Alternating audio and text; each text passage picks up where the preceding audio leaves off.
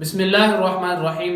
سامعین محترم، آج ہم ایک اہم موضوع پر بات کریں گے جو بہت ہی اہم اور ضروری مسئلہ ہے، اور جو اکثر پوچھا جاتا ہے کہ زخم گہرا ہو یا پٹی بندھی ہو تو اس وقت جو غسل فرض ہے اس کا حکم کیا ہے۔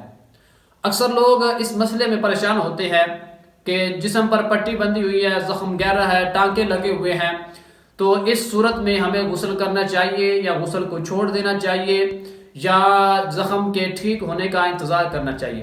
سامعین محترم، اس غلطی کی وجہ سے بہت سے لوگ پریشان ہیں، یا تو نقصان کر بیٹھتے ہیں یا گناہ کر بیٹھتے ہیں۔ آج میں اس مسئلے کی ذرا کھل کر وضاحت کروں گا۔ سب سے پہلی چیز یہ یاد رکھیں کہ غسل 3 حالتوں میں فرض ہوتا ہے۔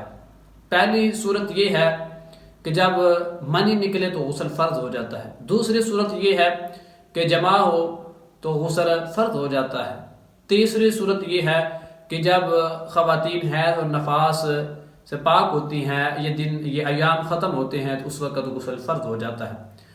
تو یاد رکھیں کہ جب غسل فرض ہوتا ہے تو اس وقت جسم کے سارے حصے کو دھونا لازم، ضروری اور فرض ہے۔ اگر جسم کا ایک بال برابر بھی جو حصہ ہے وہ خشک رہ جائے گا تو غسل نہیں ہوگا۔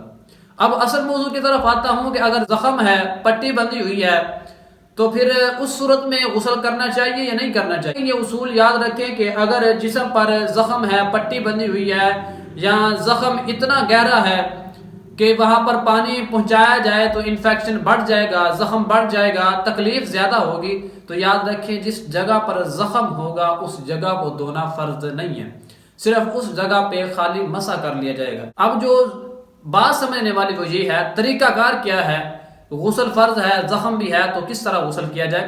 پہلی بات یہ یاد رکھیں کہ جہاں تک ممکن ہو سکے زخم کے ارد گرد ہاتھ گیلا کر کے وہاں تک پانی پہنچایا جائے۔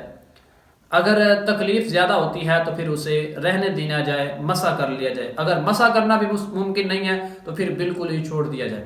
اب دوسری صورت جو ہے کہ وہ پٹی بندھی ہوئی ہے، پھر کیا کرنا چاہیے۔ یاد رکھیں اگر پٹی بندھی ہوئی ہے تو اس صورت میں زخم گہرا ہے، پٹی بندھی ہوئی ہے، اگر پٹی کو بھی بھگویا جائے گا تو بھی زخم جو ہے وہ خراب ہونے کا خدشہ ہے، تو اس صورت میں یہ کام کیا جائے گا کہ پٹی کے اوپر مسح کیا جائے گا، تو اس صورت میں جو ہے وہ غسل ہو جائے گا۔